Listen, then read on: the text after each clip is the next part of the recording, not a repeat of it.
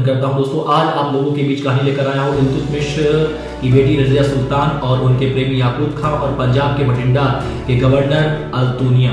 तो ध्यान रखना बेटा कि भारत की सबसे पहली जो महिला शासिका थी उसका नाम था रजिया सुल्तान, और रजिया सुल्तान और याकूत के बारे में बहुत प्रेम प्रसंग मिलते। कहा जाता है कि याकूत खां रजिया सुल्तान से इतना प्रेम अधिक करता था कि जब कभी भी रजिया सुल्तान घोड़े पर चढ़ती थी तो याकूत खां हमेशा अपने हाथों को नीचे रख दिया करता था। रजिया सुल्तान उसमें पैर रख के घोड़े पर चढ़ जाती थी। इस प्रकार से प्रेम किया करता था कौन? तो याकूत खां प्रेम किया करता था।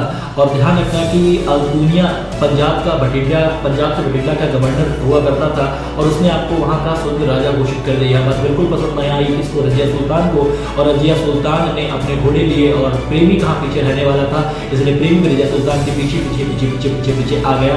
और उसके पश्चात ध्यान रखना याकूत खां ने रजिया सुल्तान से कहा, प्रेमिका तुम पीछे रहो, हम तुम्हारे आगे रहेंगे, ठीक है, जस्ट फॉलो मी, हमको फॉलो करो। इसीलिए ध्यान रखना कि प्रेमी हमेशा प्रेमिका को अधिक दिखाने के चाह में हमेशा उत्साहवर्धन में रहता है। इसलिए इस बात को बिल्कुल बेटा ध्यान रखना, हमेशा ध्यान रखना कि रजिया सुल्तान पीछे रही और अल्तुनिया ध्यान रखना वो युद्ध कर रहा था और याकूत खां आगे था।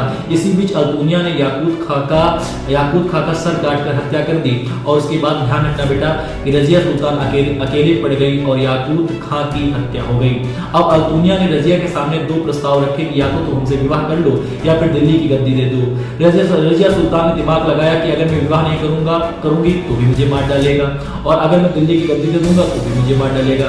इसीलिए उसने प्रस्ताव स्वीकार किया कि मैं आपसे विवाह करूंगा। इसीलिए ध्यान रखना कि रजिया सुल्तान ने विवाह कर लिया, किसी तरह अल्तुनिया के साथ कर लिया, और इस बीच उनका प्रेमी याकूत खां मारा गया। बाद में आप सभी को पता है कि रजिया सुल्तान को हरियाणा के कैथल नामक स्थान पर मार दिया गया था और रजिया गुंडों में फंस गई थी।